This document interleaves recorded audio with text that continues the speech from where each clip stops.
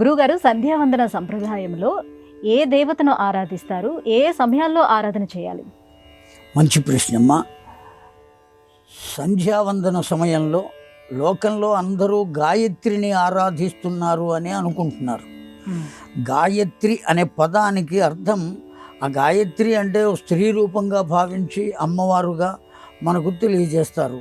కానీ ఆ గాయత్రి ఎవరయ్యా అంటే సూర్య భగవానుని యొక్క శక్తియే గాయత్రి. గాతారం త్రాయస్వ ఇతి గాయత్రి అని అర్థం.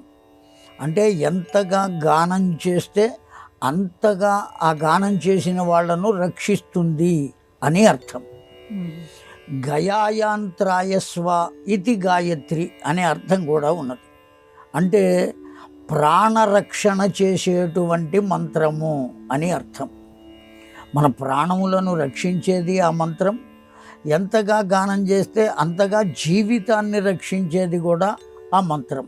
కనుక మంత్రానికి ఏమని పేరు అంటే గాయత్రి మంత్రం. కనుక ఓ స్త్రీ రూపంగా భావించి పూజిస్తున్నారు. వాస్తవానికి అసలు పూజించేది ఏ దేవతను అనే ప్రశ్నకు సూర్య ఆరాధన. మనం ఆరాధించేది కేవలం సూర్య భగవాను.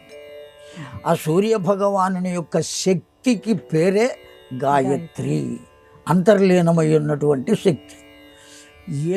ఏ వేళలలో ఆరాధించాలి అంటే ఆ సూర్య భగవానునికి ఉన్నటువంటి దశలు 3 దశలు: ఉదయ దశ, మధ్య దశ, అస్తమయ దశ.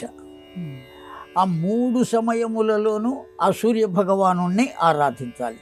ఆయన ఉదయించే సమయంలో, ఆయన మధ్య దశలో ఉన్నప్పుడు, ఆయన అస్తమించేటువంటి సమయంలో.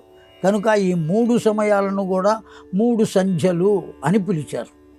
ఉదయ సంధ్య, మాధ్యాహ్నిక సంధ్య, సాయం సంధ్య. కనుక 3 వేళలలోనూ సూర్యారాధన చేయాలి. ఆ సూర్యారాధననే సంధ్యావందనము అని పిలిచారు.